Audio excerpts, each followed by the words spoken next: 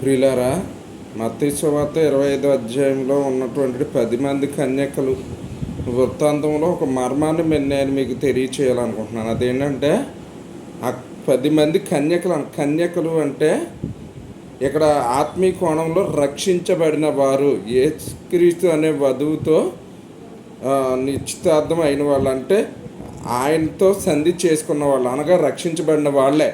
కాకపోతే కొందరు విడవబడ్డారు, కొందరు కొనుక్కోబడ్డారు అని చెప్పండి. అది ఏంటంటే వ్యత్యాసం ఏంటంటే రక్షించబడిన వాళ్ళు అందరూ కూడా ర్యాప్చర్లో ఎత్తబడరు. కారణం ఏంటంటే అనేకుల్లో సిద్ధపాటు అనేది ఉండదు. ఎవరైతే సిద్ధపడి ఉంటారో వాళ్ళు మాత్రమే ఎత్తబడతారు, మిగిలిన వాళ్ళు విడవబడతారు. కనుక ఈ మర్మాన్ని గ్రహించుకోవాలని మనం సిద్ధపాటు కలిగి మనము పైకి కొనుక్కోబడాలని చెప్పి ప్రభువు నామమున మిమ్మల్ని అందరినీ హెచ్చరిస్తున్నాను.